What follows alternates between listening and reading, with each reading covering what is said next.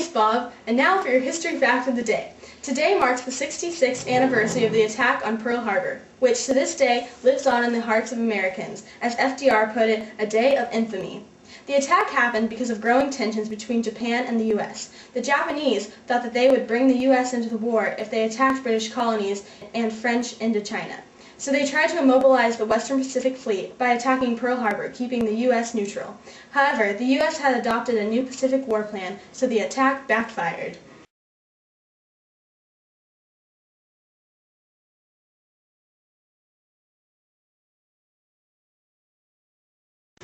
General Yamamoto, the U.S. must stay out of this war, otherwise Japan will lose.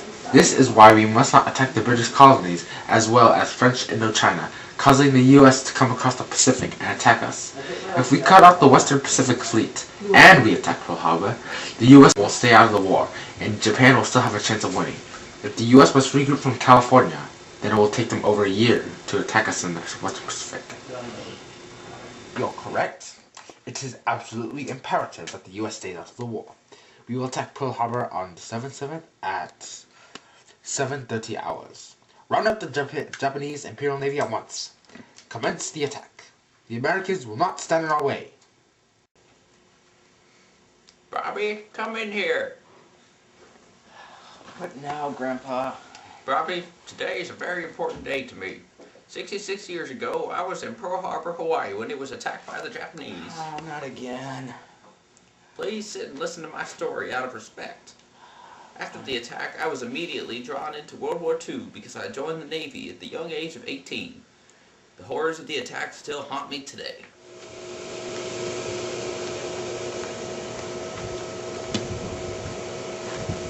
Wow, the pilots sure are practicing early today.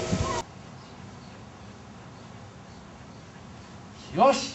Yigze! Oh my gosh! They're invading!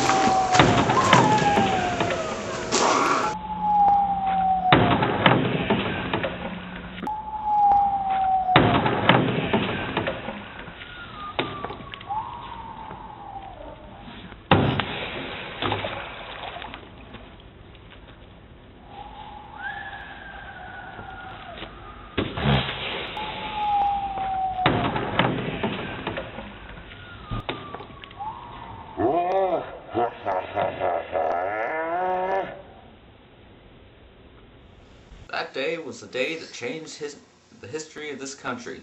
The attack on Pearl Harbor is the single event that caused the U.S. to become involved in World War II. You, Bobby, should understand that this was the single thing that kept the Japanese from controlling the entire Pacific. Hey kids, how was school today? Teacher gave us tons of homework. Yeah, we have to read all about the attack on Pearl Harbor. Children, this is an important event to our nation's history. Be respectful to your country. But it's so boring. Yeah, I'd rather play some video games than read this stuff. Well, I'll try to help as much as I can. The attack on Pearl Harbor was the result of growing tensions between Japan and the U.S. during World War II. This attack is one event that caused the U.S. to declare war on Japan, thus bringing them into World War II. This changed our nation's history forever. Really? How? I don't understand. Explain it to us, please. Please? Well, you all know the history, of course. After the attack, Roosevelt made his speech a day of infamy, declaring war on Japan. When the U.S. entered the war, they played a major role in the Allies winning the war by forcing Japan back to their country and by providing the new forces and resources to the Allies in Europe. Mr. President, we've just been attacked at Pearl Harbor. We must do something immediately. What? No way. Jack, call a meeting. The Japanese have gone too far this time. Yes, sir.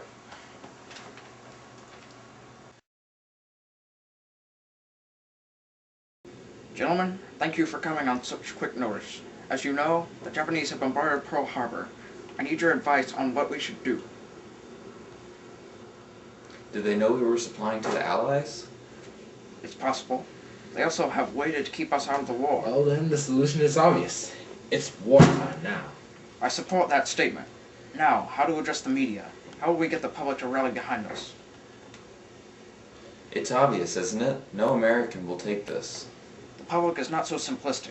How about a date of infamy? That sounds good. Yes! Okay, so are we all pro-war? Yes. Splendid. I'll ask Congress for a declaration of war on Japan. In the meantime, let's get geared for war. Yes, sir. Mr.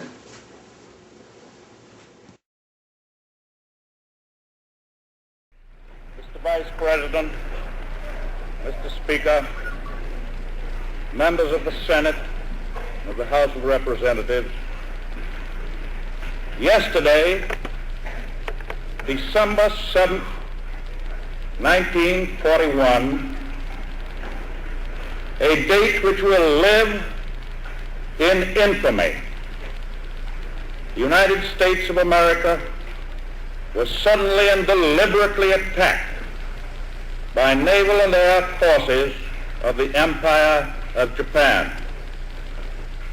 The United States was at peace with that nation, and at the solicitation of Japan, was still in conversation with its government and its emperor, looking toward the maintenance of peace in the Pacific.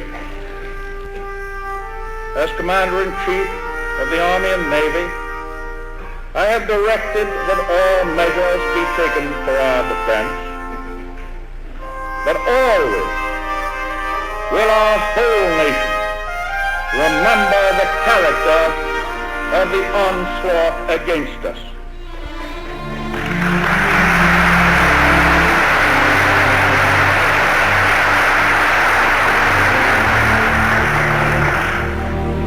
No matter how long it may take us to overcome this premeditated invasion, the American people in their righteous might will win through to absolute victory.